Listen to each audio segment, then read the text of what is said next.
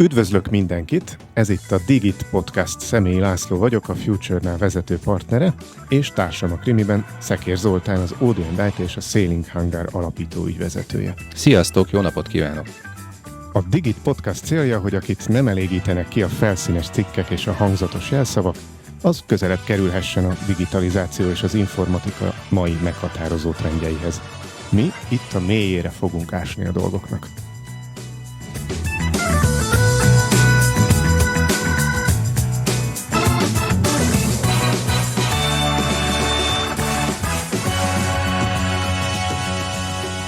Ketyeg az óra. Néhány hónap múlva, október 18-tól ellenőrzések indulnak a kockázatos ágazatokban dolgozó mintegy 2500 magyar cégnél. Hogy miért? Arra egyszerű a válasz. Az Európai Unió 2022-ben elfogadott NIS 2 irányelve miatt. Hogy mit is ellenőriznek és hogyan, azt viszont nem lehet elégszer körbejárni, hiszen ez nagy változás a legtöbb cég életében. Természetesen ismét nem egyedül vállaljuk ennek az ódiumát. Vendégünk a stúdióban a Szabályozott Tevékenységek Felügyeleti Hatóságának kiberbiztonsági szakértője, Király Anna. Köszöntünk! Üdvözlöm a hallgatókat, köszönöm a meghívást. Köszi, hogy eljöttél. Egy korábbi kiberbiztonsági adásban elmondtam, hogy az Allianz felmérésében a világ cégvezetői évek óta a kiberbiztonsági problémákat tartják a legnagyobb kockázatnak, megelőzve a természeti katasztrófákat, vagy például a háborút is. Valószínű, hogy erre reagálva született minden idők egyik legtöbbet emlegetett informatikai jogszabálya, a NIS 2. Mivel a tartalmát szerintem már minden hallgatónk ismeri így nyár közepe felé, vagy könnyen rá tud keresni az interneten, én inkább másról beszélnék. Hogy látjátok a felkészülést a piacon? Milyen arányban érthették meg a cégek a feladatot, és vajon képesek-e megugrani? Alapvetően nagyon jó a kérdés.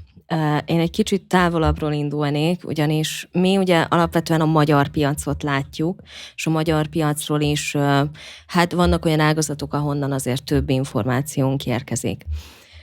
Alapvetően az, hogy eljutott-e a cégekhez, merjük állítani, hogy igen.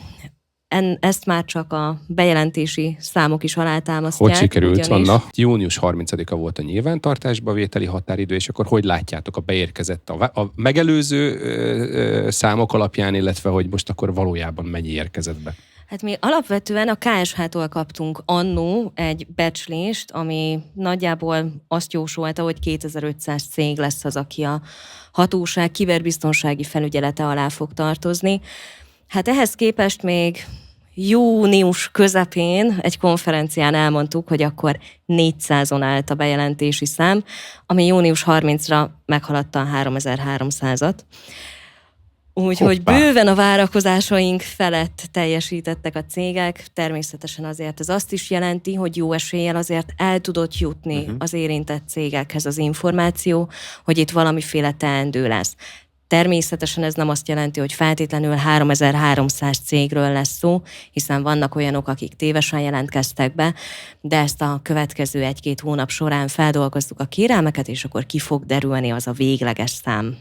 Említetted, hogy itt a magyar számokat nézitek, de hogy azért vannak hallgatóink más országokból is. Hány országból is? 24 országban hallgatnak minket. Nem tudom követni, az Oli kell nekem ehhez. Szóval, hogy más országban ugyanezek a határidők mennek? Hát ez nagyon változó. Ugye azt kell tudni, hogy itt tényleg, ahogy elmondtad, 2022-ben fogadták el az irányelvet. Ez az irányelv, ez őszintén nem a cégeknek szól, hanem a címzettjei a tagállamok.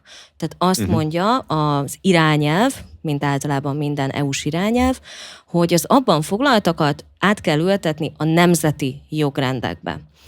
Számos országban ez még meg sem történt, ugyanis a tagállamoknak erre október 17-ig van idejük. Légy szíves, beszéljetek arról, hogy mit értenek félre, melyik határidőket értik félre. Ez egy nagyon fontos, tisztázandó dolog lenne, hozzám is érkezett ilyen megkeresés. Tegnap ugye kijött maga a törvény hatályba lépésének az információs része, el lehetett olvasni, hogy van itt a fejekben némi kavarodás a dátumokkal, hogy meg tudnánk erősíteni a hallgatóinknak, hogy pontosan milyen dátumok, mikor követik egymás. Jogszabály életbe lépett, ideiglenesen van, átveszi, nem veszi, tolódik a határidő, vagy nem?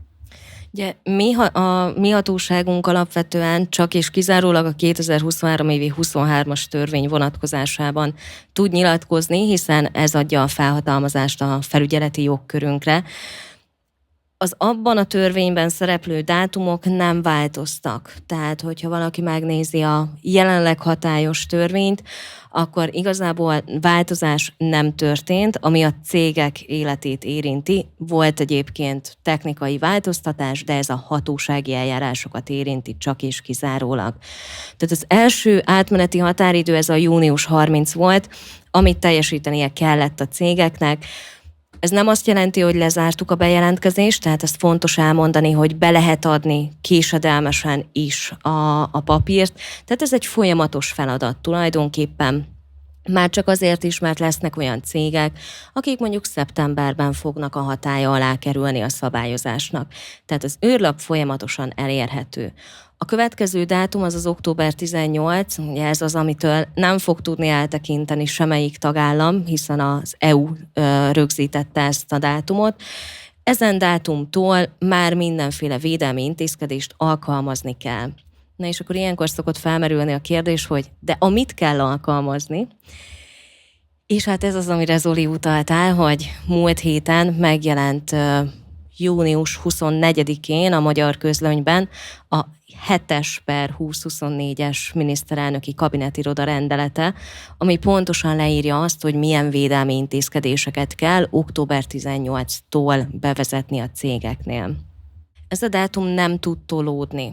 Már csak azért sem, mert hogy tényleg az EU írta elő ezt a tagállamoknak, tehát nagyon egyszerű a képlet, hogyha ez a dátum, vagy erre a dátumra nem történnek meg a tagállami átültetések, akkor az EU-s egyéb eljárásokat vonhat maga után.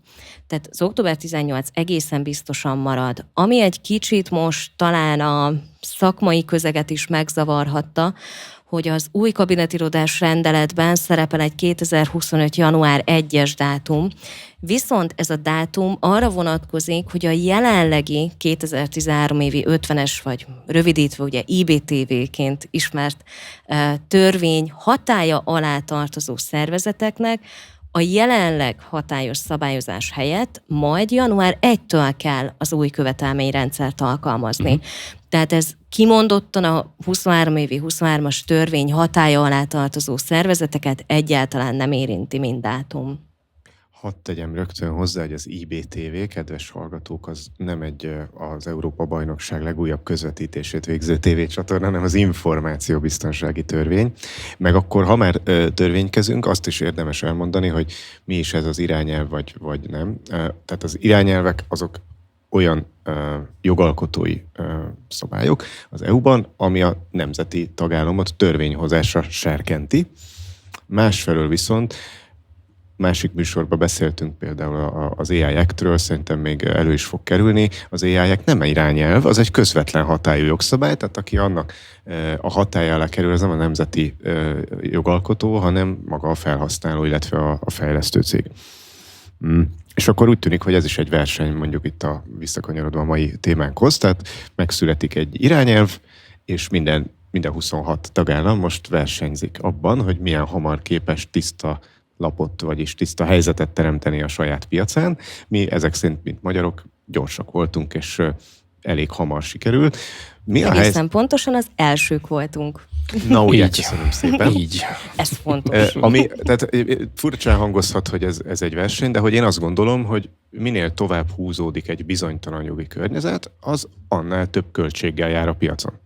Na most mi a helyzet azokban az országokban, mert hogy csak ugye nincsenek olyan szoros határok már, mint régen, tehát egy magyar IT cég az szolgáltathat 8 EU-s országban is, vagy akárhány EU-s országban is, és vice versa, egy magyarországi nagyvállalat az igénybe vehet IT szolgáltatást számtalan európai országból. Szóval, hogy is néz ez ki azokban az országokban, hogy október 18-ától már bünti járhat, miközben ma még jogszabály sincs, ha jól értem. Igen, tehát mit tudom én, van olyan szolgáltató központ, ahol magyarországi a Kft., de lengyelországi szolgáltató központból kapja meg az IT infrastruktúrát, miközben madridi a vezetés. Tehát, hogy ugye ezekben a helyzetekben válik érdekessé ez a típusú gondolat, és ezt csak meg akartam erősíteni, hogy mennyire fontos ez, hogy tudunk erről beszélni. Komplex a kérdés, mert hogy ugye alapvetés az, hogyha van az EU-ban székhelye egy adott cégnek, akkor joghatóságot alapértelmezetten, jó persze ott is vannak kivételek, tuti, ami tuti, de alapértelmezetten a székhely szerinti felügyeleti hatóság gyakorol. Tehát ez az alapvetés. Ez ugyanúgy, mint az AI-nál, hogy egyébként a felügyelő szerv, hogyha most mit tudom, Írországhoz tartozik, mert ott van, akkor Írország. Így van. Így van. Az viszont elvitathatatlan, hogy vannak határon átnyúló szolgáltatások, és nem csak az IT vonalon.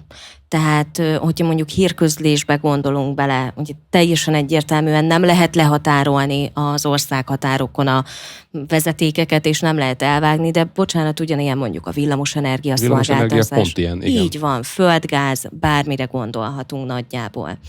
Tehát egyértelmű, hogy van másik tagállami érintettség. Erre azt mondja egyébként a NIS2 irányelv, hogy az lesz az általános tagállami és EU-s szintű megoldás, hogy alapértelmezetten marad a joghatósági felügyelet, tehát, hogyha a példádnál maradunk, ugye akkor van egy magyar cég, aki a magyar törvény és rendeletek szerinti követelményeket teljesíti. De az a cég, aki külföldi székhelyű, de Magyarországra szolgáltat, tehát kvázi itt végez tevékenységet is, és itt van kihatása és kiberbiztonsági kihatása a tevékenységének, neki, bár a joghatóság a másik tagállami szervnél marad, ugyanakkor a szolgáltatással érintett országokban meghatározott követelményeket is kell, hogy teljesítse. Bejelentkeznie is kell. Nem, bejelentkeznie nem, mert hogy joghatóságot mi nem gyakorlunk. Más a joghatóság. De azzal, hogy ő ide szolgáltat, példánál maradva, hogyha ez a magyar cég jelzi nekünk, mint ugye felügyeleti szervnek, hogy hát egyébként a lengyel, spanyol, bármilyen cég szerinte egyébként nem felel meg a követelményeknek, akkor mi majd felvesszük az érintett tagállami hatósággal a kontaktot, és természetesen a másik tagállam hatósága fog eljárni az ügyben. Ez nagyon érdekes, mert akkor ti magatok is, mint STF-fel, a magyar vállalatok közül, akik szolgáltat más uniós országban, nektek figyelnetek kell majd az ottani követelményekre is. Őszintén szerintem ott annyira nem kell majd figyelni. Mégpedig azért, mert amiket már látunk elkészült szabályozásokat, hát azt lehet mondani, hogy a magyar az eléggé szakmaira sikerült. Tehát nagyon sok helyen ilyen megint csak általános megfogalmazások vannak, hogy legyen üzletmenet folytonosság. Míg mondjuk a magyar rendeletben az üzletmenet folytonosság az egy kontrollcsalád. Igen, tehát definiálva van. Így van, tehát hogy pontosan meg van mondva, hogy mit is értünk ez alatt. Tehát én úgy gondolom, és pont minap hívott egyik ismerős, hogy jaj, de hát a német szabályozásban csak 42 kontrollpont van, nálunk meg úristen, hát hogyha összeszámoljuk, akkor 900 feletti. Igen, de ez nem azt jelenti, hogy a német kevesebb lenne. Annyit jelent, hogy a magyar sokkal inkább exaktul megmondta, hogy mi az elvárás a cégektől. Tehát én merem azt állítani, hogy milyen szakmai a rendelet ahhoz képest, hogy egy jogszabályról beszélünk. Hát igen, abszolút. Tehát azt gondolom, hogy ebben legalább van egy igazodási pont, de még így is van egy csomó kérdés. Tehát, hogy még így is szubjektív néhol. Kritikus infrastruktúrát szolgáltató, ugye, de hogy ebben most akkor az egészségügyi intézmények például milyen mélységig esnek bele. Tehát az Aranyalkony idősek otthona az egyébként kritikus szolgáltatóként minősül-e, hiszen de most kérdezem is, tehát hogyha lehet erről beszélni, akkor tökre örülnék neki, hogyha ilyen extrém példákat is bevennénk, hogy hotel, egészségügy, nem tudom, ilyen önkormányzat, tehát hogy ezt hogy látod? Vagy ugye itt volt egy csomó olyan értelmezés, aminél azt mondtad, hogy 3500-an küldték vissza, és akkor majd elbíráljátok, vagy nem. Tehát létezik akkor ezek szerint az eseti elbírálás is, vagy együttműködtök-e, mit tudom én, a Nébichel? Mindenkivel együttműködünk. Aha. Tehát ezt fontos kiemelni, hogy azzal, hogy valaki beadja a kérelmet, csak akkor tudunk pozitív határozatot hozni, hogyha igazoltuk a tényállást. Tehát azért, mert valaki azt állítja magáról, hogy ő élelmiszervállalkozás, hogyha például nincsen a Nébiktől engedélye, akkor valószínűleg egy hiánypótlást oda fogunk neki küldeni, hogy hello, így a Nébiktől kérjük szépen a papírt, mert hogy persze olyan előfordul, hogy az általunk elérhető nyilvántartás az nem éppen az 1 órával ezelőtti állapotot mutatja, hanem mondjuk egy 3 nappal korábbit. Tehát lehet, hogy van már papírja, csak éppen nyilvánosan Úton még van mi a nem postán, látjuk. igen. Így van. Ilyen esetben bekérjük tőle, hogyha nem tudja igazolni, akkor elutasítjuk. Tehát minden esetben keressük azokat a támpontokat, ami alapján mind méret, mind pedig a tevékenység igazolásra tud kerülni. Nem tudok elmenni amellett a pikantéria mellett, hogy ez kivételesen egy olyan hatósági ügyintézés, amiben az elutasításnak örülhet egy adott szituációban a cég, hiszen nem kell egy csomó új követelménynek való megfeleléssel foglalkoznia. Pontosabban elég nagy szabadsága van benne, mert egyébként a veszedelem, a kockázat az ott van, annál is rögtön erre az utcára is kanyarodjunk rá egy picit. Tehát erre kanyarodjunk rá. Hogy valaki egy NIS 2-es irányelv által hozott nemzeti jogszabály körébe betartozik, vagy nem, attól ugyanazok a kiberbiztonsági kockázatok vannak nála. Azt szeretném, hogyha szakmailag igen, ez egy nagyon fontos dolog. Ugye ugyanazon a konferencián vettünk részt, és hála Istennek én pont annak után jöttem ebben a kérdéskörben. És ugye ez a NIS 2 az rémálom vagy lehetőség, nagyjából így fogalmaztam meg ezt a dolgot. Maga a cég mikor ér többet? Akkor ér többet, hogyha különböző tanúsítványokat fel tud mutatni.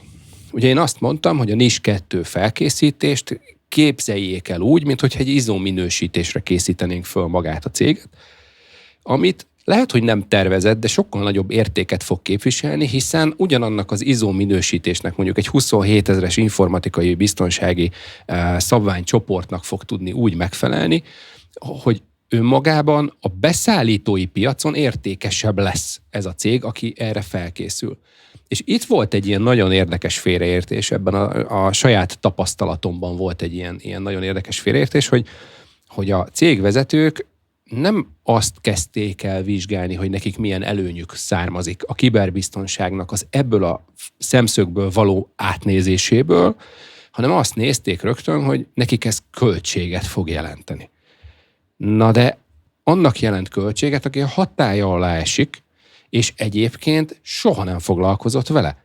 Mert aki foglalkozott vele korábban, annak már alapszintű működési környezete már ki van alakítva. Tehát, hogy volt itt bőven vendégünk, tehát tudok mondani Microsoft, Fujitsu, Fortinet, különböző gyártókat, ahol ezek az eszközök már a NIS-en belül nem is kérdés, hogy ha ott vannak, akkor a biztonsági osztályba való sorolás, ugye NIS 2 osztályba való sorolás, tehát az eszközöknek a besorolása valamiféle védelmi osztályba, az ezeknél az eszközöknél már meg tudott történni. Igen, hadd mondjam el rögtön, hogy a NIS 2 sem azt jelenti, hogy mint az MB2, hogy akkor ez a másodosztályú szabályok világa, vagy nem tudom. A NIS 2 az azt jelenti, hogy volt egyszer egy volt NIS egy egyes törvény. Akkor még az egyes nem raktuk hozzá, de annak is volt hatálya. Szóval neked, Anna, mi ebben a tapasztalatod?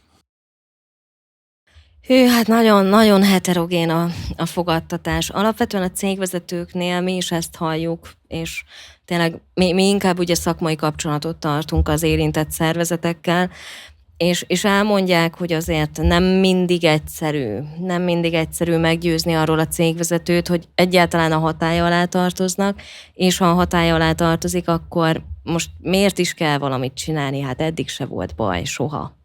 Ugyebár, tehát miért féljünk? Nem aggódunk raktárra. Reaktív, proaktív védelem. Mikor kezeljük a problémát? Amikor betörtek, vagy előtte, hogy betörjenek-e? Ugye ez nagyjából így lehet lefordítani. Valahogy a digitális térben jelentkező fenyegetésekre annyira még nem tudnak rákapcsolódni. Ezt szerintem nagyon gyorsan változni fog. Én nagyon remélem, hogy igazad lesz. Az a baj, ez most igen közös, én is nagyon remélem, hogy igazad lesz, Laci, mert hogy én ebben azt látom, hogy van olyan, mondjuk egy alkatrész forgalmazó cég Magyarországon, hogy lehet az, hogy ők ezt a kockázatot úgy becsülték alá, hogy utána nem csak, hogy káruk keletkezett, hanem még annak a védelmi intézkedésnek a bevezetésével még pluszköltségük. Vagy ruhanagykár, ugye? Itt azért mentek itt a hírek arról, hogy az egyik majdnem csődbe ment, mert olyan mennyiségű pénzt vittek el a háttérben, hogy egyébként a teljes, nem tudom én, 5 évre szóló expanziós tervüket hiúsította meg ez a típusú kiberbetörés. Tehát, hogy valahol, ugye mindig azt próbálom meg feszegetni, hogy értik-e vajon ezt, hogy kockázattal arányos ez a védekezés. Ezt nem értik. Tehát én úgy szoktam feltenni a kérdést, és talán úgy jobban rá lehet világítani a vezetői szinteken is, hogy rendben, vettünk egy lakást, vagy vettünk egy házat, vettünk egy luxusvillát. Milyen bejárati ajtót fogunk rá tenni? És bocsánat, milyen biztosítást fogunk rá kötni? Kötünk-e rá biztosítást? Én azért azt merem feltételezni, hogy legalább a biztosításig eljutnak, hogy az kell. De nem mindegy, hogy miért, és hogy mire kötök. Tehát még, tudom én, egy panellakásnál, ugye ezek a régi fa, egyébként tényleg nagyjából egy kalapáccsal áttörhető ajtók vannak, eléggé gyenge zárral. Nem biztos, hogy oda célszerű egy 18 ponton záródó, 5 centi vastag vasajtót betenni, mert egyszerűen a védendő érték az nem arányos azzal, amit védelmi intézkedésként hoznánk. Tehát egyszerűen nem éri meg a 30 milliós lakást 8 milliós ajtóval védeni. Ez egy teljesen egyértelmű dolog. De hogyha az 500 milliós luxusvillát szeretném védeni, akkor oda valószínűleg egy eléggé komoly zárszerkezetet fogok feltetetni. Tehát még a fizikai térben és az életben igazából megvannak ezek az automata reakciók. Mert hogy ez nagyjából automata, már megtanultuk a szülőktől, a nagyszülőktől, hogy mikor zárunk ajtót, mikor nem zárunk, a kertkaput hogy lehet nyitva hagyni úgy, hogy mégis aki tudja, az be tudjon jönni. Addig ez a digitális térben nincsen még meg. Már csak azért sem, mert azért ez egy új dolog, hogyha belegondolunk, viszonylag új. Tehát ebben még nem tudtak szocializálódni a jelenlegi cégvezetők. Nekem ugyanez volt a teóriám, és nagyon örülök neki, hogy nem vagyok egyedül a stúdióban. Tehát ténylegesen látjuk, mert többször elő is került az adásban, hogy mennyire alacsony szintű a magyar KKV-szektornak a digitalizáltsága, miközben egyébként a lakosság vagy az állami szektor az abszolút versenyképes szintű, legalábbis az Unióban, azért a világban már egyre kevésbé. De a KKV-k viszonylag későn kezdtek mi nálunk digitalizálni, tehát nincs még meg nálunk a tapasztalat. Ugye ez kicsit olyan, mint hogy van egy lakónegyed, vagy van egy városrész egy városban, és akkor ott, amíg abban a városrészben, amit úgy ismerek és hallomásból eljut hozzám, nem volt betörés, addig nem érzem fenyegetve magam.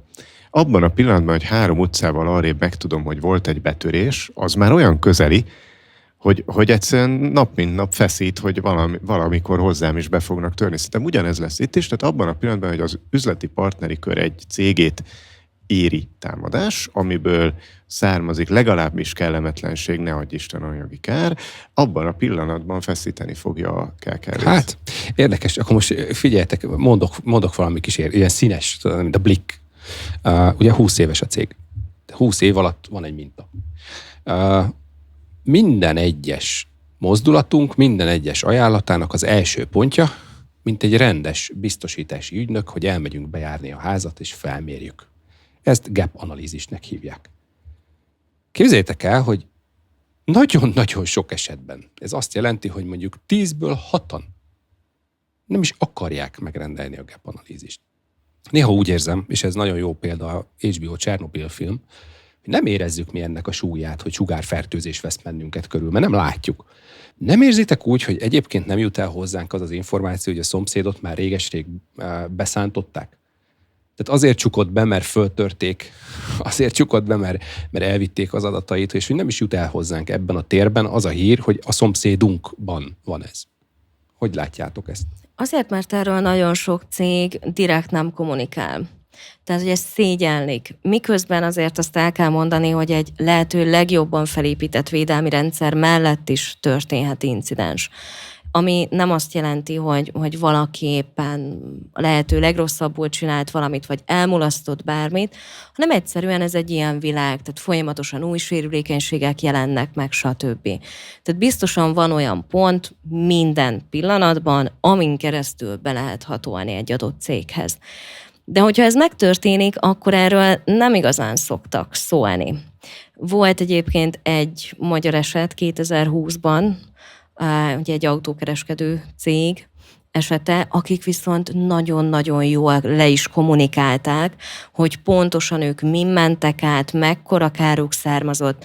Nekem volt szerencsém 2 hete meghallgatni a teljes sztorit egy kerekasztalban. Zseniális egyébként maga az a folyamat, ahogyan az incidenst kezelték, de igen, természetesen nekik is ebből tanulni kellett, és ez nagyon fontos, hogy a kiberbiztonság az nem egy olyan dolog, amit ma megcsinálok, és holnap is megvan. Ez egy folyamat, és ciklikus folyamat, folyamatosan vissza fogunk térni az origóra. Tehát aki most bejelentkezett, ugye neki majd 2025. december 31-ig bizonyítandó, hogy ő mit csinál, egy auditot el kell végeztetnie. De ezzel nincs vége, mert a következő nap kezdheti az egészet előről a következő 2 éves ciklust. Tehát voltak éppen azért ennek a NIS2-nek úgy is lehet lefordítani, hogy ti lettetek a Sentinel, az ajtóőr, aki folyamatosan figyeli, elmegy időnként, mint egy jó járóőr szolgálat, elmegy időnként az ajtók előtt, és megnézi, hogy figyelj, van-e ajtód? Ezt lehet így lefordítani a házas példátokra, hogy hát van, akinek van 16 ponton záródó vasajtója, de van, aki meg nem vett ajtót. Én hadd tágítsam rögtön ki a kérdést, mert ez engem nagyon érdekel, és szerintem a hallgatókat is, hogy akkor tulajdonképpen milyen szervezet is ez az STFH. Ugye említetted, hogy ti elsősorban szakmai kapcsolatot tartotok a cégekkel, de hogy milyen szakmai kapcsolat ez, miben számíthatnak rátok a cégek, mi az, amit már tanácsadók segítségével kell nekik megoldani, hogy kell ezt elképzelni? Ja, és ez csak a NIS2-re jött létre? Nyilván nem. Nem. Mind a két kérdés egyben van. 3 hónapja csak Értem. NIS2 STFH ilyen, Igen. mint a pingpongban, de hogy nyilván nem. Az a baj, és én ezt nagyon nem szeretem, hogy a NIS2-vel kötik össze az STFH nevét, már csak azért sem, mert a NIS2 és a magyar törvény az nem egy és ugyanaz, tehát van olyan része a NIS2-nek, ami egyébként nem az STFH lesz, ilyen például a pénzügyi szektornál ugye a Magyar Nemzeti Bank, illetve az államigazgatásnál megmarad a Nemzetbiztonsági Szakszolgálatnak a felügyelete. Tehát a NIS2 nem egyenlő az STFH-val, ez kijelenthető.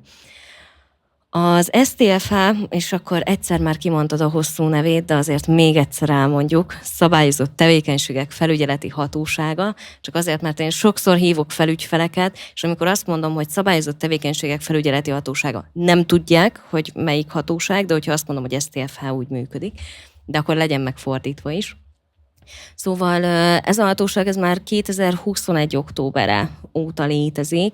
Számos tipikusan piacfelügyeleti terület fölött törködik, ilyen a dohánykereskedelem, tehát a volt Nemzeti Dohány Zrt. Beolvadt, ilyen a szerencsejáték felügyelet, ami megint csak ugye jogutódlással került át, de ide tartoznak a bánya felügyeleti dolgok, tehát, hogy eléggé sokszínű, és tényleg szakhatósági feladatokat lát el. Természetesen ennek megvan a normál hatósági oldala, hogy igen, itt határozatok, meg végzések, meg ilyen-olyan dolgok születnek, viszont én merem állítani, hogy minden terület azért eléggé erős szakmai kompetenciával is rendelkezik, és a szakmai meggyőződések mentén folynak az eljárások.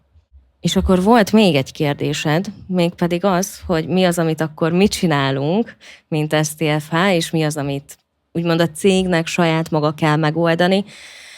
Hát mi elsősorban egy ilyen tényleg általános felügyeleti hatósági szerepben vagyunk, viszont ezentúl azért úgy gondolom, hogy nagyon sokan találkozhattak már velünk konferenciákon, tehát teljesen nyíltan beszélünk arról, hogy hogyan is működik a szervezet, mi az elgondolás, mi a szakmai elgondolás a szabályozások mögött.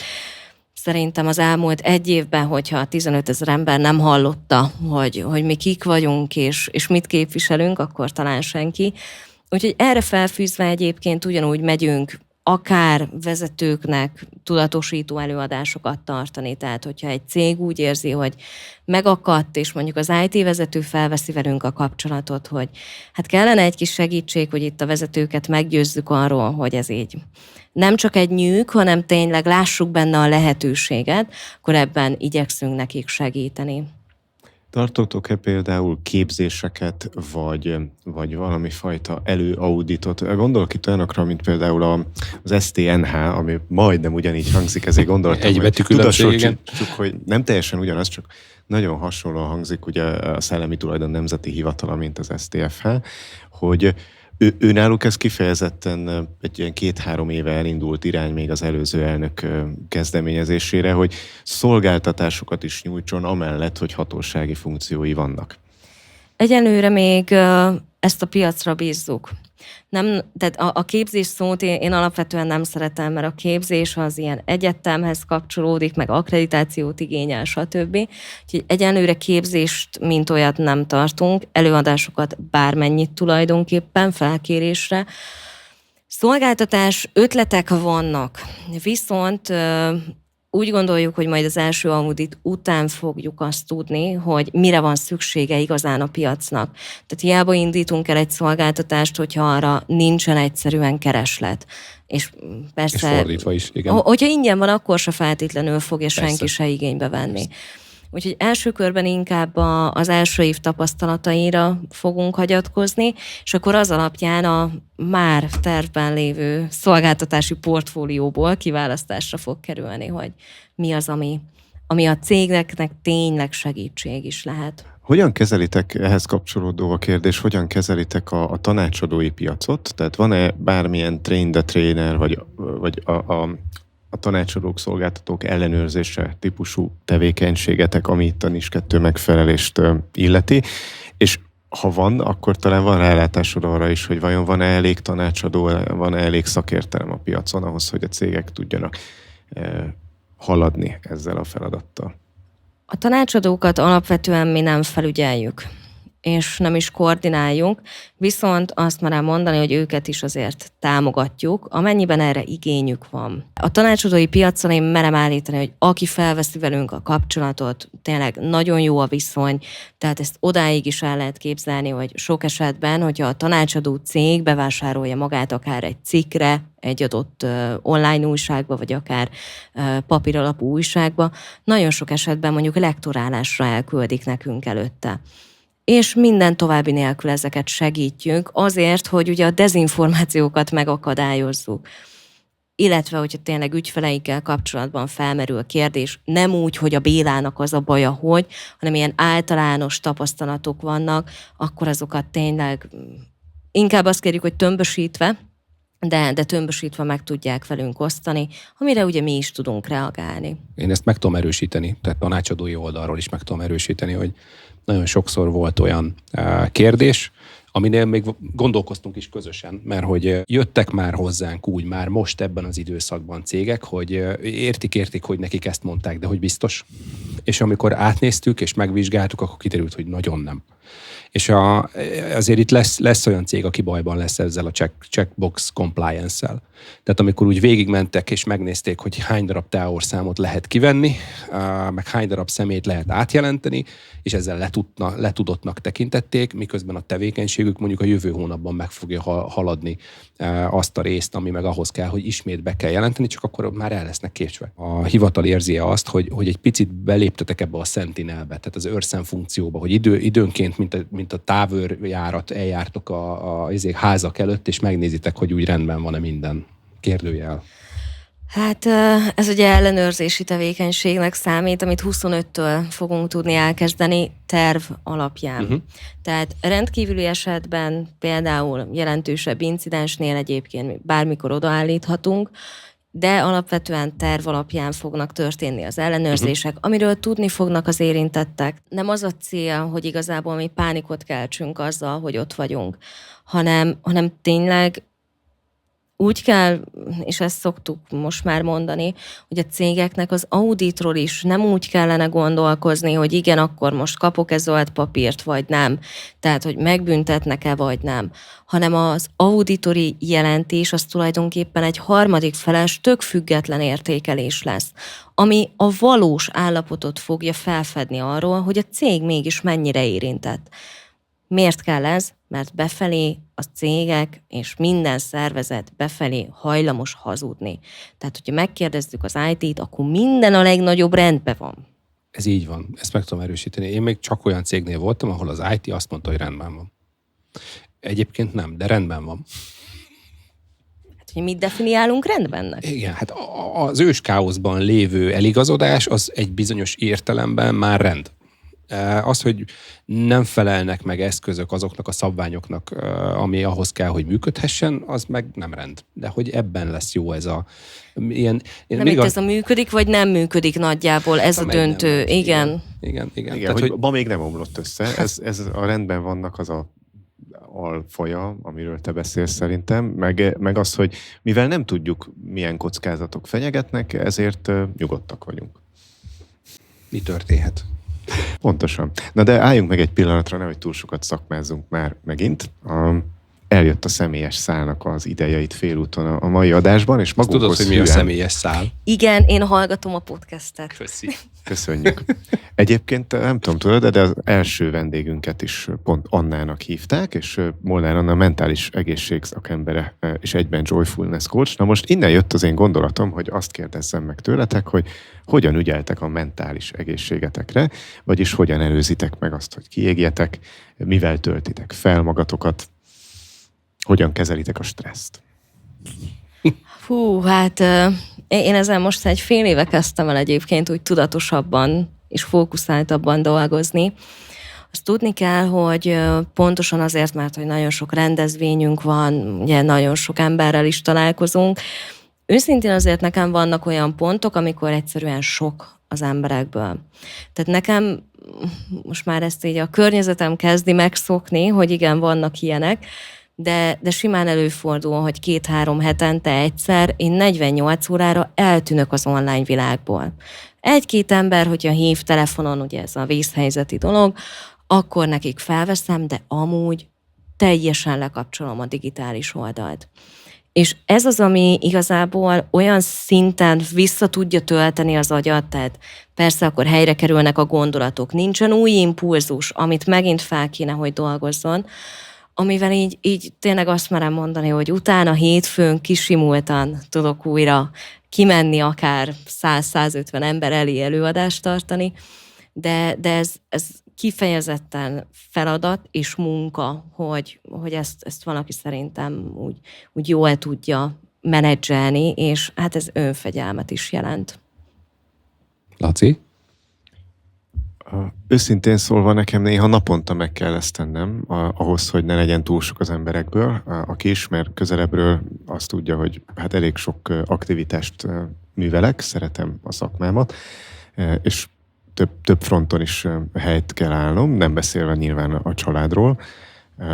És mivel látom, sajnos sokszor volt kisebb-nagyobb tapasztalatom ebben, hogy nem sikerült jól helytállni, vagy úgy, ahogy szerettem volna, ezért elindult a gondolkodásom, hogy ez mitől van. Hát attól van, hogy túl vagyok terhelve, és akkor mit kell csinálni. És mert évekkel ezelőtt emlékszem, még a Surf stúdiót vezettem a KNTH Banknál, amikor elkezdtem mondogatni a kollégáknak, hogy az innováció meg a digitalizáció sebessége elérte azt a szintet, hogy már nem valószínű, hogy 2 meg 3 hétre rendszeresen mondjuk minden évben el tudunk menni szabadságra úgy, hogy letesszük a lantot, és akkor teljesen feltöltődünk, és azzal az energiával további 1 évig képesek vagyunk kezelni a környezetet és a feladatokat.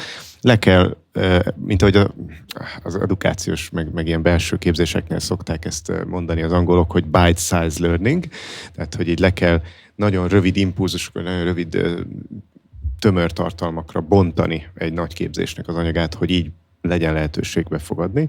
Hát én valami ilyesmit képzelek el ebbe a feltöltődésbe is, tehát néha bizony naponta van az, hogy kikapcsolom a telefont, elmegyek sétálni, vagy lefekszem az ágyra, és semmit.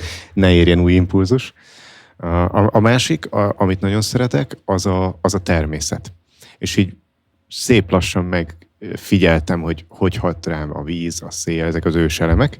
A föld, rájöttem, hogy a legjobb a föld nekem.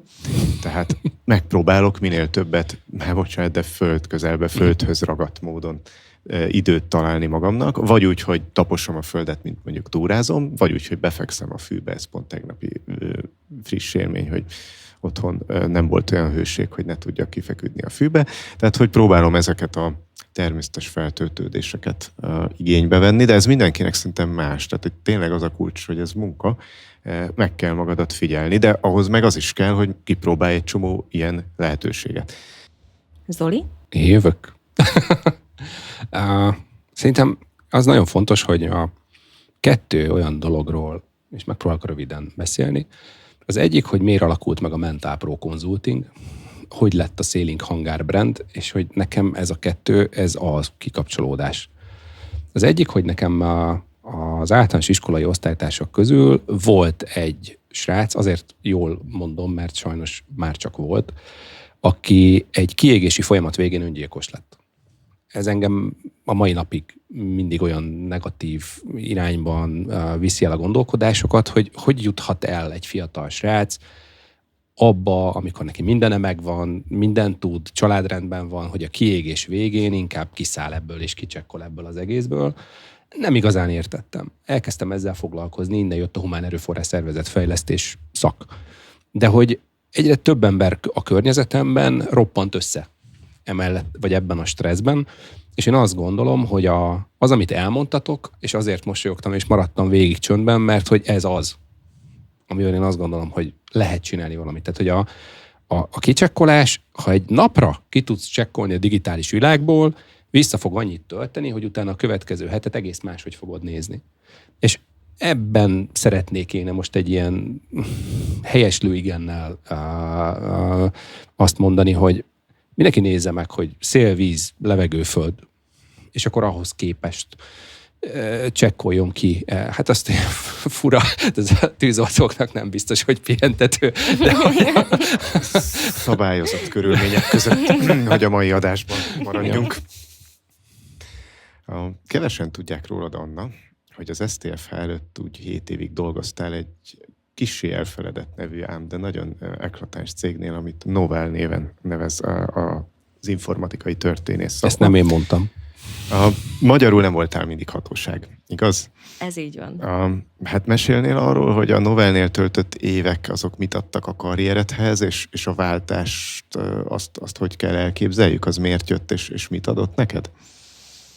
Hú, hát elsősorban én nagyon-nagyon hálás vagyok ennek a cégnek, ugyanis én az egyetem után kaptam a lehetőséget, hogy én közvetlenül náluk kezdtem dolgozni, akkor még rendszermérnökként. Tehát, hogy én tényleg leültem, programoztam szépen, megterveztük a rendszert, de tényleg a technikai oldalon maradva. És akkor így az évek folytán, nagyjából ilyen 2-3 évente jött egy pont, amikor hát ilyen nagyobb váltás történt a cégen belül. Egyébként én még ott találkoztam Zolival 2018-ban, ha minden igaz. Úgyhogy mi dolgoztunk annó együtt. Tehát én tényleg így egyre inkább lépkedtem előre a ranglétrán a cégen belül. És volt egy pont, olyan 2019-20 körül, amikor ugye az egyéb, tehát alapvetően munkából fakadó tevékenységek miatt azért itt elég erősen felmerültek biztonsági kérdések. Mi az, hogy kockázatelemzés, mi az, hogy üzletmenet folytonosság, egy rendszert hogyan lehet biztonságosabban élesíteni, üzembe helyezni. És ez engem elkezdett egy kicsit érdekelni, úgyhogy gyors beiratkoztam egy egyetemre, mert én hiszek a normál iskola rendszerű oktatásban.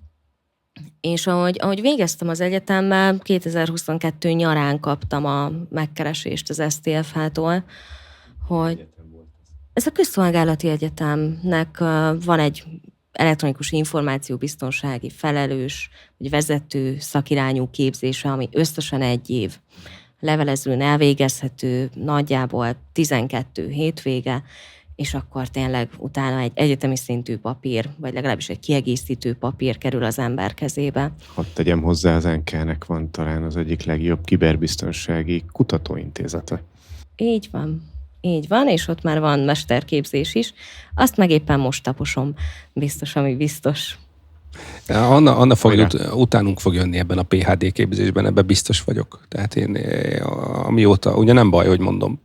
Kicsit, igen, már jár az agyamban a kis gép, hogy lehet, hogy majd egy PhD is beköszönthet, de hát előbb legyünk túl az MSC-n.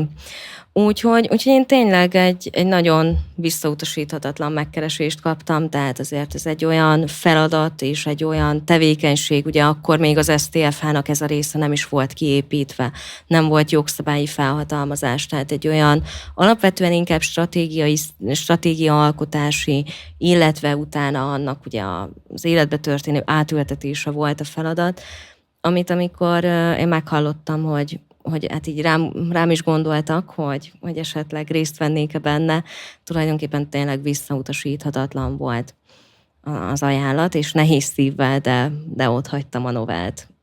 A NIS2 által érintett ágazatok köre is tág. Látsz-e különbséget abban, ahogy az ágazatok viszonyulnak a követelményekhez? Van-e specifikuma annak, hogy valaki élelmiszeriparban van, a másik cég az vízüggyel foglalkozik, a harmadik meg telekommunikációs szolgáltató. Vannak-e, akik komolyabban veszik, mondjuk, mint mások? Ezt már is megmentem, hogy megkérdeztem. Vannak-e, akiknek könnyebb megfelelniük? Mondjuk olyan lehet, mert mondjuk az új szabályozás nem sokkal több, mint a rájuk vonatkozó esetleges ágazati előírások voltak. Mit lehet erről tudni? Ha mondjuk tanácsadó is ül az asztalnál, ő biztos azt kérdezné szívesen, hogy hát van-e olyan ágazat, ahol akkora a baj, hogy ott biztos megfizetnek? Hát azért szerintem ezt így ágazatonként nagyon nehéz kimondani. Vannak olyanok, akik előnyből indulnak. Ők egyébként tipikusan az autógyártók, mert hogy nekik a Német Autógyártói Szövetség eddig ilyen TISAX minősítést ért elő, ami egyébként egészen információbiztonsági, az ISO 27001-en alapuló történet.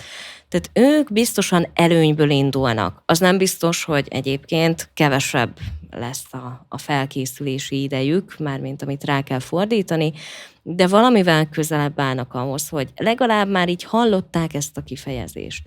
Ugyanide tartoznak azok, akik legalább létfontosságú rendszert üzemeltettek, tehát hogy ez annyit jelent, hogy volt olyan tevékenységük, olyan kis részlegük, ami ténylegesen kritikus szolgáltatást nyújt az országba. De nagyon sok olyan van, aki az életben nem hallott erről. Tehát ha csak egy ágazatot nézünk, ugye itt élelmiszeripar hangzott el. Az élelmiszeripar onnantól, hogy nagykereskedő és nagy bevásárlóközpont, ugye akiket ismerünk, mert oda járunk bevásárolni, onnantól egészen az 52 fős méhészetig terjed. Ezért teljesen más a digitalizáció szintje. Ahogy mondtad is, hogy a KKV-k azért úgy erősen lemaradottak, egyébként EU-s átlagban is bőven lenne még hova zárkózni, de egyszerűen hiába ugyanazon ágazatban működnek, összehasonlíthatatlan, és ugyanide tartozik a baromfi tenyésztő cég. Egyébként meglepő, de sok esetben halljuk azt, hogy volt egy ilyen sertéstenyésztő telep, akivel beszélgettünk, és mondta, hogy hát náluk digitalizáció, az nincs. Hát igen, csak az összes sertésben ott volt a chip. Mert hogy van ilyen, én ezt megtanultam most már, sertés jóléti rendszer, amivel nézik, hogy éhes-e, szomjas-e, éppen milyen zsírszázalékú a hús zsírarány, és akkor mikor kell vágni, akkor szól a chip. Na, az is azért digitalizáció. Tehát hiába nem a hagyományos értelembe vett informatikát gondoljuk mögé, de azért ez is egy digitális megoldás. Hát vagy mi vezérli a klímát a sertésben? Hát igen. De például ugyanígy amit tudom én, a hőmérsékletfigyelő, vagy az ominózus példa, amikor azt mondtam, azt hiszem a holland gazdaságban volt ez, hogy a Wi-Fi jelszó 1, 2, 3 volt, feltörték a felügyeleti rendszert, becsukták a lélegeztetőt, és akkor az összes állat megdöglött. Tehát én azt gondolom, hogy akkor, amikor valamit triviálisnak veszünk, tehát hogy volt olyan sérülékenységi vizsgálat, ahol valóban magát az eszközt elfelejtették, mert annyira triviális. Hőmérő.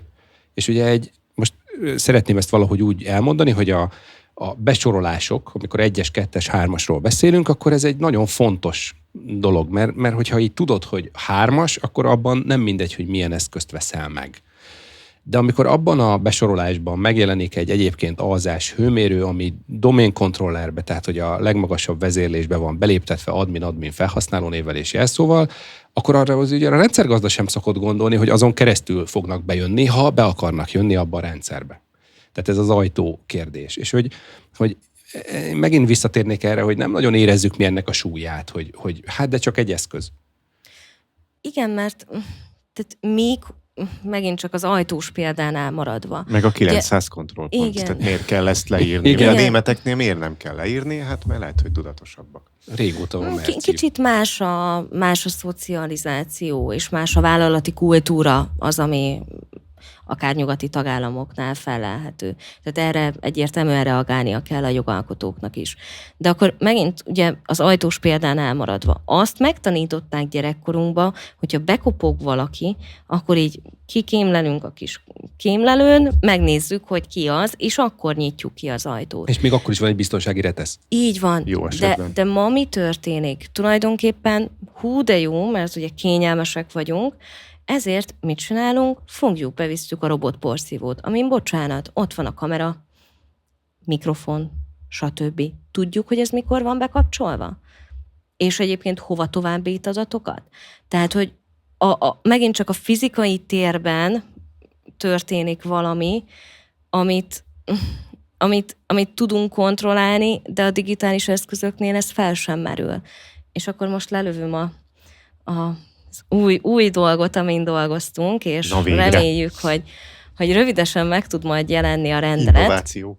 Igen, mert hogy pont ezt mi is felismertük, hogy kellene valami olyan dolog, amivel a cégeket úgy tudjuk segíteni, hogyha már kénytelen, kelletlen, be kell, hogy vigye a páratartalom, meg hőmérséklet figyelő IoT eszközt a kis rendszerébe, akkor hogyan tudnánk nekik abba segíteni, hogy tudják azt, hogy az általuk vásárolt termék az mégis milyen biztonságot tud. És erre, hát most már júniusban lejárt az Európai Uniós jóváhagyásunk is, úgyhogy mindenki jóváhagyott mindent, hogy kiadásra fog kerülni az IoT eszközökre vonatkozóan nemzeti kiberbiztonsági tanúsítási rendszer. De jó.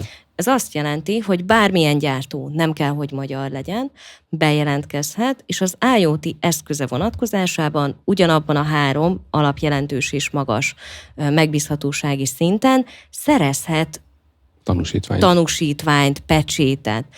Tehát ez azt is jelenti, hogy el fog jönni az idillikus állapot sok-sok év múlva, reményeink szerint, hogy mindenki, hogyha bemegy és szeretne egy pendrive-ot, szeretne egy routert vásárolni, akkor mindegyik terméken ott lesz egy matrica, hogy mégis mit tud az az eszköz.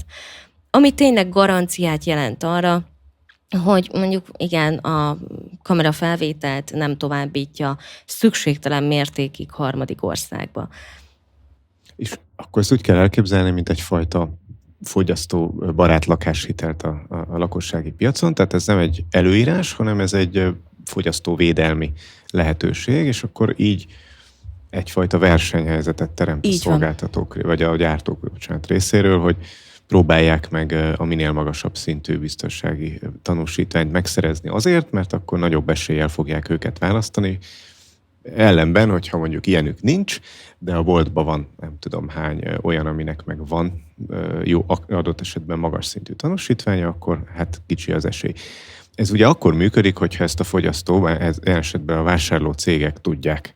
Az a kérdés, hogy arra gondoltok el, vagy mi a terv, hogy hogyan kommunikálják majd ezt a tanúsítványt a cégek, vagy bármilyen weboldal, ahol ezeket megvásárolják, az köteles-e ezt föltüntetni, mi lesz ennek a nyilvánossága? Alapvetően az eszközön, vagy annak csomagolásán, ugye attól függ, hogy milyen típusú az eszköz, de azon kötelező a matricát feltüntetni.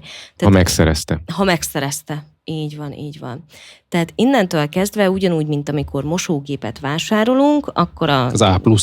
Így van. Ott vannak ilyen energetikai besorolások, meg fel van tüntetve, hogy hány decibelen centrifugál. Ugyanúgy ott lesz tulajdonképpen egy kiberbiztonsági tanúsítványt jelentő címke, amin keresztül lekérdezhetőek egyébként, hogy ez az adott eszköz az pontosan mit is tud, és milyen követelményeknek felelt meg, és mi alapján került ez kiállításra. Tudtok olyan helyről a világban, ahol még ez van? Igen, mert hogy ez egy Európai Uniós rendeleti szabályozásból fakad, tehát az EU alapvetően 19-ben felhatalmazta saját magát arra, hogy ő EU-s szinten csináljon ilyen sémákat. Ennek az első eredménye az most februárban jelent meg, ez az EUCC, Common Criteria-nak az EU-sított, jogszabályosított verziója, ami ugye szoftvertermékekre lesz használható. Magyarország gondolt egyet, és az említett 23 évi 23-as törvénybe ugye megkaptuk a felhatalmazást arra, hogy nemzetit alkossunk. Ez annyiban más, hogy alapvetően nem kötelező elfogadni a többi tagállamban. De természetesen lehetnek erre megállapodások tagállamok között. Viszont, hogyha mondjuk valaki ilyen EU-sat fog kapni a szoftverére, akkor az kapásból elfogadott a teljes EU-ba, ami azt gondolom, hogy azért lehet majd piaci előny a gyártó cégeknek. És ezt megint csak a piacra bízzuk. Nekem megvan a kis gondolatkísérletem, hogy hogyan fogunk eljutni odáig, hogy egyébként az elektronikai áruházakban tényleg csak tanúsított termékeket lehessen egyáltalán vásárolni, de azért ez egy utopisztikus. Utopisztikus? Igen, még egyelőre úgy gondolom, hogy utopisztikus, de olyan 10-15 év múlva már lehet, hogy meg is fog tudni valamilyen szinten valósulni. De akkor ebben is, ha jól értem, elsők vagyunk az Unióban, mert ugyan szoftvertermékekre már van hasonló, de IoT eszközökre viszont nincs. IoT-ra kifejezetten nincs, Németországban home gateway-ekre van, routerekre, de ugye ott is önkéntes alapú a tanúsítás, tehát mi is azért persze körbenéztünk, hogy ki mit csinál. Vannak egyéb tagállamok, akik ezt elkezdték saját maguk, de például tényleg ők is leginkább kimutatnak ETC meg ISO szabványokra, tehát olyan még nem igazán történt, és ebben viszont tényleg elsők vagyunk, hogy saját műszaki követelményrendszert írtunk IoT eszközökre. A piac nevében mondjuk azt hiszem, hogy köszönjük, mert ezek a tanúsítványok általában sokat segítenek azon döntéshozóknak, akik nem akarják végigböngészni a műszaki specifikáció összes részét. Sőt, mert hogy nem véletlenül egy összekötés, illetve 2 helyen van összekötés a NIS2 érintett felügyelt szervezetek és a tanúsítás között. Mert hogy azt mondja a szabály, vagy a törvény alapértelmezetten, hogyha valaki tanúsított terméket használ, vagy tanúsított szolgáltatást vesz igénybe, arra vonatkozóan a megfelelés kapásból biztosított. Nem kell a 900 kontrollt végignézni. Tehát tulajdonképpen egy ilyen megfeleltetést és egyenértékűsítést belevittünk, amivel arra számítunk, hogy egyre inkább érdekük lesz a cégeknek az, hogyha elérhető a piacon tanúsított termék, akkor inkább azt kezdik el venni. Terméket veszi, így van. Ez jó, azt tetszik, hogy az időben, vagy a folyamatban, ha már ezt a szót ma még nem mondtam. Ma még nem mondtad. A folyamatban előrébb hozzuk ennek a megfelelésnek, vagy biztonsági kockázatkezelési intézkedésnek a gyakorlatát. Hadd vegyek elő viszont még egy kényes kérdést így a vége felé, ha már így egymással vagyunk hangolódva. Szóval az érintett, a NIS2-ben érintett cégeknél dolgozik ügyvezető, dolgozik IT-vezető, dolgozik mindenféle vezető, és persze kisebb-nagyobb szenyoritású munkatársak. Mennyire egyértelmű szerintetek, hogy kinek mi a dolga itt a megfelelés kapcsán? Láttok-e különbséget a hozzáállásban a különböző szereplők között? Nehogy Isten, van-e valami fejlődési pont, amit láttok egy szereplőnél? Én kezdjem? Mondd, kíváncsi vagyok. Én azt látom, hogy az ügyvezetők ráreagáltak erre, mert hogy érezték, hogy van egy ilyen büntetési kényszer. Az IT vezetők között volt olyan, aki nagyon pozitívan állt hozzá, és eljött. Nagyon sok olyan konferencián voltunk, közös konferenciákon láttunk közös arcokat, és érdeklődéssel hallgattak minket. A HRP webináriumon majdnem 170-en voltak bejelentkezve, és ott azt azért szeretném így elmondani ebben a körben, mert én Annától engedélyt kértem arra, hogy felhasználhassam az ő diáit. Tehát voltak éppen mi azt a diasort használtuk jellemzően, amit Annától kaptam. Egy újabb példa arra, egy hogy újabb példa az valójában együttműködésre. nem csak felügyel a hatóság, hanem támogat. És ott is még mielőtt a webinárhoz jutottunk, mi beszélgettünk, hogy mi volt az a tapasztalat, amit azon az oldalon szereztek, és mi feltétlenül mondjuk el, mint webináron, mint tanácsadók. És szerintem ez egy nagyon jó együttműködési példa, hogy lehet ezt jól kezelni. De ugyanakkor azt is látom, hogy vannak szervezeti egységek, akik nem hajlandók tudomásul venni, hogy fizikailag és a virtuális tér az nem csak egy beszélgetésnek a témaköre, hanem érinti az ő szervezeti egységüket. Tehát aki nem veszi tudomásul, és nem veszi észre azt a szervezeti egységbeli anomáliát, hogy egy szabályozásban a szabályzatnak tartalmi eleme egy munkaköri leírás, és ez hiányzik, akkor nagyon nagyot fog csalódni. És bár komolytalanul vette, de a büntetési tételek nagy százalékát pont ezek miatt, a szervezeti egységek miatt kell, hogy kiszabják. Több hatóság vizsgálatából mondom most ezt a kvázi summát. És hogy még egy gyors gondolat a lezárásra, hogy többnyire komolyabban veszi a cégnek az ügyvezetése és a tulajdonosai és az IT, mint maga a szervezet. Én ezt tapasztalom. Hú, ez érdekes. Tehát, hogy az IT és az ügyvezetés komolyabban veszi. Igen. Ez egy nagyon jó tapasztalat, mert mi felénk azért inkább ugye én úgy szoktam mondani, vagy úgy mondtam még egy pár hete, hogy hát vannak még azok a cégek, akik a gyásznak a tagadási fázisában vannak. Tehát, hogy így tényleg mi hozzánk inkább azok értek el, akik el akarunk bújni, de egyébként tényleg inkább kivesszük az összes tevékenységet, és bezárjuk a boltot, csak ne kelljen semmit se csinálni. De ez tök jó, hogyha ti úgy látjátok tanácsadói oldalon, hogy azért van foganatja. Legfőképpen azért van foganatja, mert hogy a vezérek rájöttek arra, hogy van egy AI nevezetű fekete dobozunk. Ezt valahol be kell illeszteni, és nem tudjuk, hogy mit kell vele kezelni, de most legalább megnézhetjük azt, hogy mire használható a rendszerünk. Ez is egy újabb indoka annak, amit a fél órával ezelőtti válaszomban próbáltam a teóriám kapcsán mondani, hogy ahogy egyre több ilyen digitalizációs dologgal találkozunk, úgy lesz egyre nagyobb a félelemérzet, vagy a bizonytalanságérzet legalábbis, a kockázat felismerés. Ha fekete doboz, az már önmagában aggodalomra adhat okot, akkor nézzük meg közelebbről, mennyire fekete, van-e luk, rés, be lehet világítani. Na jó, nem is ragozom, de hogy tehát visszatérve, azért jó, hogy 3 ülünk egy ilyen adásban, vagy akár 4, mert hogy mindenki az elefánt más részével foglalkozik. Nekem van egy olyan érzésem, hogy mi tanácsadói oldalon, nem, ebben az esetben én nem vagyok kiberbiztonsági tanácsadó, Zoliék, már azokkal a cégekkel kerülnek ilyen szintű kapcsolatba, ahol látnak szervezeti belső különbségeket, akik ráléptek a megfelelés rögös útjára, és elindították a dolgokat, míg annáig nem feltétlenül ugyanezzel a körrel beszélgettek. Igen, itt lehet a különbség, hogyha már van egy vezetői elköteleződés, akkor arra már lehet folyamatokat építeni. Lehet gap analízist kérni, vagy megrendelni, de hogyha ez nincs, akkor sajnos nehezített a terep az IT-nek. Pont onnan tudjuk, hogy aki megrendeli a gap analízist, ő konkrétan tudom, hogy ő szeretné megtudni, hogy milyen állapotban van a saját cégének a digitális része.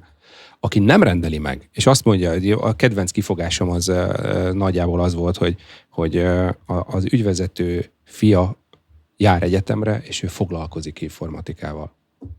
Én értem, nem is ránk van szüksége, mert a gap analízisnél az egy tetemes olyan munkaórát igénylő, és nagyon-nagyon fontos feladat, amiből én valóban egy tükörképet látok, és ha nem akarok tükörben nézni, persze ne tegyen meg. Tehát, hogy ez nyilván az ügyfelekre van bízva. Akikkel pedig találkoztatok, ők azok, akik megkérdezték, hogy jó, de hogy tartsuk a tükröt? Igen, nagyjából. Vagy homorú, vagy igen. Domború tükör legyen. Igen. Nekem egy hozzátenni valóm lenne még ehhez a szerepkör kérdéshez. Én a jogászokat venném még egy picit górcső alá, és szeretném felhívni az ügyvezetők és a jogászai közös figyelmét valamire. Az a jogászi magatartás a belső vagy dedikáltan cégjoggal megbízott tanácsadókra vonatkozik, amit mondok.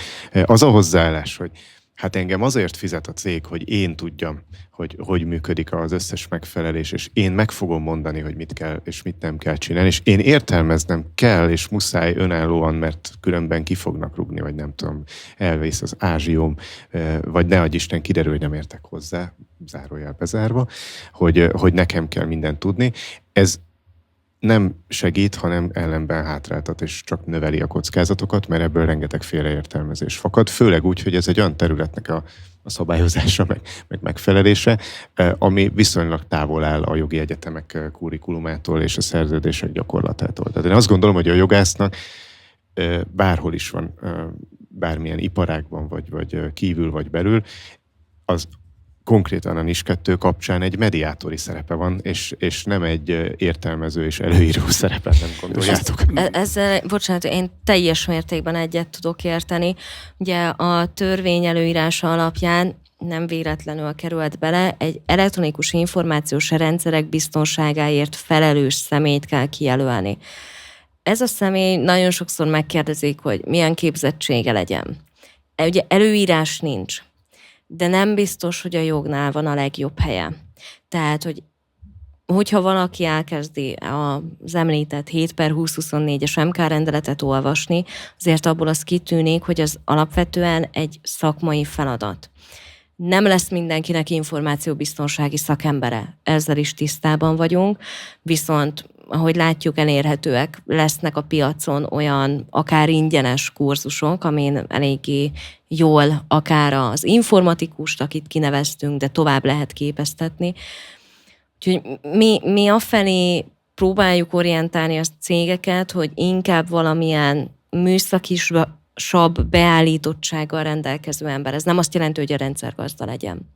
De valaki olyan, aki, hogyha elolvassa azt, hogy mi az, hogy a portokat zárni kell, és meg kell határozni a támogatott protokollokat, akkor mondjuk maga ez a mondat, ez már így neki mond valamit, hogy milyen irányba kell legalább elindulni. És ami nagyon fontos, hogy tényleg a rendelet szellemisége folyamatról beszél. Tehát azzal, hogy kinevezzük ezt az emberkét, aki úgymond a felelős megnevezést kapja, az nem azt jelenti, hogy minden felelősség az övé.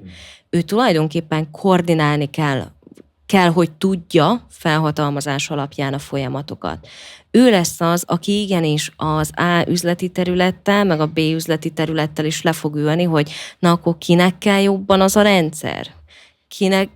Ki milyen adatvagonért is felel? Most itt ezt a tanácsadói oldalról is szeretném elmondani. Tehát általában az üzlet nem érti az IT-t, az IT nem érti az üzletet, miközben az üzlet rábízza az IT-re, hogy vezessen be valamit. Nincs tolmácsrobot nélkül jó üzleti projekt. 1, 2. Az IT biztonsági felelősnek a feladata, mert hogy adunk ilyen szolgáltatást. Tehát az IT biztonsági felelősnek legtöbbször mostanában az volt a feladata, mint egy 3CPO így fordítsa le, hogy mi van, mi ez a port. Pontosan. Tudjuk, hogy mi ez a port? Nem. De figyelj már, tehát te 3-as biztonsági osztályban vagy, és egyébként az, amit letöltöttél a felhőből, mert ki akartad próbálni, A, nem letölthető, B, Kínába küld adatokat, egyébként meg kinyitott 2 olyan portot, ahonnan a teljes adatbázist elérik. Ezért A, támogatom, hogy műszaki ember is üljön, de a műszaki embernél én azt látom, hogy a belső ellenőrök... Én azt mondtam, hogy műszaki beállítottságú. Igen, tehát hogy és akkor ezért jó, hogy így fogalmaztad meg, mert nagyon sokan így hallják meg, hogy műszaki ember. Értitek? A belső ellenőrök voltak a legutolsó 1 évben azok a kollégák, akik elképesztő módon tudták támogatni és érteni, hogy milyen szabályokhoz, milyen típusú anomáliák jöttek be. Tehát az EBF szerepet ők látták el. A másik, hogy amit szeretnék én tanácsadói oldalról mondani, a saját hazájában senki nem proféta. Jellemzően azt látjuk, hogyha a belső szervezetből ültetsz be valamilyen ilyen típusú kontrollembert, akkor ő biztos, hogy el lesz nyomva. Nem fogja tudni érvényesíteni azt tehát, hogy jellemzően 98%-ban, tehát van az a 2%, aki kellőképpen karakán, de hogyha belső embert ültetünk arra a helyre, akkor nagy százalékban ez úgy alakul, hogy nem lesz figyelembe véve az ő véleménye, még hogyha oda is szeretne figyelni arra működésre, ahol esetleg beavatkozás szükséges. Mi így látjuk, tehát én azt szeretném így hozzátenni, hogy az elmúlt időszakban, és ez eléggé nagy merítés, tehát ugye mi nem csak NIS2-vel, hanem DORA-val is foglalkozunk pénzügyi területen, illetve hogy magával ezekkel a felkészítésekkel is volt tapasztalatunk. Jellemzően a legtöbb probléma az volt, hogy az IT az ragaszkodott a saját gondolatához, amik már elavultak. Nem az volt a probléma, hogy elavult, hanem az, hogy maga az IT nem kapta meg azt a képzést, amitől tudta, hogy van jobb. És ez egy fontos mondat. A másik, hogy a szervezeten belül az IT nem jó helyen volt pozícionálva, le volt nyomva olyan szervezeti egység alá, akiktől soha az életben nem kapta meg a vezetőség azt az információt, hogy milyen problémákkal küzdenek, miközben elkezdődött az IT-nak kiégés és a népvándorlás, mert hogy elmentek máshova. Ezért meg nem értette az üzlet, hogy de hát miért lassulunk. És a harmadik pedig, hogy önmagában a szabályozáshoz tartozó kollégák, mint belső ellenőrök nagyon sokszor fedeznek föl olyan anomáliát, ami egyébként az IT-nak tudna segíteni, ha a belső ellenőrt megkapná azt a típusú képzést, ami az IBF-hez szükséges. Ezt nem tudom, hogy látjátok, így vissza is adom. Én alapvetően nem ott különíteném el, hogy belsős vagy külsős. Én a külsősökben is látok nagyon nagy kockázatot. Tehát nagyon sok olyan, tehát ugye, hogyha megbízunk egy külsőst, aki nem él a szervezettel, és nem a megfelelő óraszámban látja el ezt a feladatkört, akkor tulajdonképpen megtéveszthető.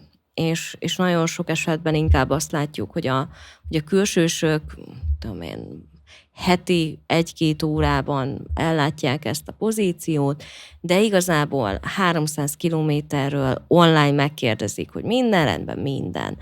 Ez nem biztos, hogy a jó irány. Tehát, és itt tényleg nem abból fakad, hogy külsős vagy belsős, hanem abból, hogy ha már megbízunk valakit egy ilyen pozícióval, akkor neki egy valamit nem szabad elfelejteni, felhatalmazást és hatáskört adni. Mert hogyha ő nem mondhatja azt az IT-nak, hogy már pedig kedves IT, én ezt tökre értem, hogy van ez a szuperrendszer, amit a Béla csinált nektek, de egyébként, egy sérülékenységvizsgálatot rá kéne engedni, mielőtt az élesbe helyezhető, akkor igazából teljesen mindegy, hogy belsősről vagy külsősről beszélünk. És ami még talán nagyon fontos, a vezetőknek a szerepe, az ügyvezetőknek a szerepe. Róluk a NIS2 is külön megemlékezik, mint ahogy a magyar törvényi szabályozás is. A vezetőnek igenis van felelőssége abban, hogy mit tud történni a szervezetnél. Mert hiába van ott a kijelölt biztonsági felelős, aki egyébként egy tök jó szakmai javaslattal érkezik, ugye kinél lesz a kasszának a kulcsa? Természetesen a vezetőségnél. Tehát a vezetőségnek az lesz a feladata, hogy egyébként az összeállított kockázatelemzés alapján meghozza azt a döntést, hogy egyébként az adott kockázatot hogyan kívánja kezelni. Tehát elkezdünk kockázatot csökkenteni, meg tudjuk szüntetni, vagy éppen ilyen-olyan átadással lehet még esetleg élni. Tehát megvannak ennek a módszerei hogy mi történhet. És ami nagyon fontos, a rendeletben nem biztos, hogy annyira feltűnt valakinek, de hogyha rákeresünk, akkor van 1-2 olyan rész, ahol úgy fogalmaz a rendelet, hogy a szervezet vezetője át nem adható felelősségi körében. Tehát vannak olyan feladatok, amiket a vezető nem adhat át. Minden esetben az ő aláírása kell hozzá.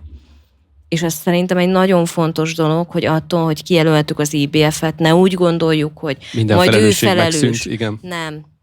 Nem ő lesz a felelős. Tehát igen, a működtetésért ez a vezető a felelős. Hát ugye a Szélénk hangárban nem véletlenül képezzük ezeket a típusú vezetőket. Tehát, hogy amikor én azt mondom, hogy informatika, meg gazdasági informatika és vezetőképzés, akkor ebben a törvényben az át nem adható felelősségi körökhöz tartozó döntésekre próbálok meg különböző olyan módszereket adni, ami ahhoz kell, hogy értsék végre, az üzlet értse az IT-t, az IT értse az üzletet, és az át nem adható felelősségekben merjenek és tudjanak döntést hozni felelősen. Ahogy egyébként egy viszonylag régebbi adásban Zoli említette azt a bizonyos ügyvezetőt, aki ilyen szituációban, amikor a kockázatot sikerült megértenie, azt találta mondani, hogy Zoltán, akkor legyen szíves, vegyen egy kabátot, és nézzünk egy szervertermet.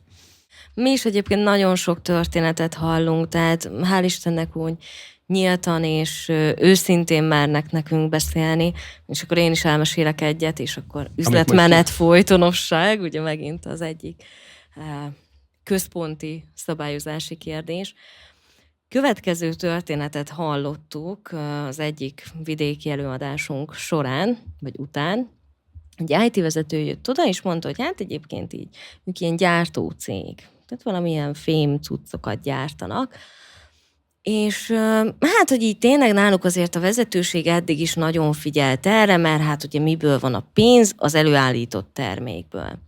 Úgyhogy egyébként kaptak is, tehát egy laza ilyen 600 milliárdos cég, tehát nem kisebb, egy ilyen kis mini cég, és kapott is egyébként megfelelő mennyiségű összeget. Ugye az volt az ukáz, hogy már pedig a gyártósornak minden esetben működnie kell. Tehát ez a célérték. Na igen ám, tök jól megcsinálták, szeparált hálózattal, stb. Tényleg megfelelő védelemmel ellátták. De az irodai hálózatuk benyelt egy zsarolóvírust. Ami mit jelent? Hát ugye az alapgondolkodás, a gyártósor működik, hát nincsen itt semmiféle baj. Na igen ám, csak nem tudták, hogy kinek kell szállítaniuk. Tehát oké, hogy működik a gyártósor, készülnek a termékek, de azokat raktározni kellene, logisztikát el kéne rájuk indítani, és mondták, hogy teljes abszurditás volt, amikor tényleg azzal szembesültek, hogy ott ültek az üzleti oldalon, és nézték a telefonokat, hogy valaki legalább szidja már le őket, hogy nem szállítottak, mert akkor tudják, hogy neki kellett volna. És azért, hogyha ebbe belegondolunk, ez azért bőven elmehet egy olyan szintre is, mert ugye az üzleti rendszerre, hogyha nincsen megfelelő mentés, stb., előállhat az a szituáció, hogy akár egy hétig sem elérhető, mert régi mentésből, inkrementálisból kell még visszaállni. Ami már egyébként lehet, hogy fertőzött. Na igen, és ráadásul eljuthatnak ugye ahhoz a ponthoz is, hogy nekik kell leállítaniuk piros gombbal a gyártósort, mert egyszerűen nem tudnak mit csinálni a termékekkel. És nekem ez a történet volt az, amit én tényleg azóta is elmondunk mindig, mert ebből lehet azt érezni, hogy mi az, hogy üzletmenet folytonosság. És ebből lehet azt talán levonni tanulságkép. Általában megkapjuk a kérdést, hogy de hát, hogyha én gyártócég vagyok, akkor ugye nem kell az összes rendszeremre, csak a gyártásban résztvevő rendszereimre biztonságot csinálni. Na pont emiatt a történet miatt kell mindenre is gondolni. Mert nincsen szerintem olyan, hogy szeparált rendszer. Ugye az én példámban szokott még lenni ez a fűnyíró agregátor példa. Ugyanígy megvan a mentési példa is. Tehát, hogy az üzletmenet folytonosság az nem egy hobbi, hanem az a kérdés, hogy mennyi idő alatt fogom tudni a gyárat úgy visszaállítani működőképes pályára, hogy ismét termeljen. És ez a nem mindegy. Mennyi idő alatt fogok tudni úgy működni, hogy ne menjen el az a mennyiségű vevő a konkurenciához, aki ebből a leállásból pont azokat a SLA sértéseket fogja elszenvedni, amit a beszállítói értékláncon elszenved. Zárójel. Inkább felkiáltójel. Ugye mi a folyamat szervezésben ezt hívjuk end-to-end folyamatnak, hogy az tök jó, hogyha egy zoomolt megoldást megállapítunk és bevezetünk, de az a kockázatoknak viszonylag kis részét csökkenti. A legtöbb kockázat egyébként 2 folyamatlépés között van, ez az alapvetés a szakmában. Sajnos azt kell, hogy mondjam, hogy lejárt az időnk, úgyhogy el kell, hogy vágjuk a beszélgetés fonalát mára. Nagyon szépen köszönjük, Anna, hogy eljöttél hozzánk, és megosztottad az infóidat az elhangzott témákban, és nagyon sok sikert kívánunk neked is, és a hatósági munka elindításához is. Én köszönöm szépen a meghívást. Köszönjük, hogy itt voltál.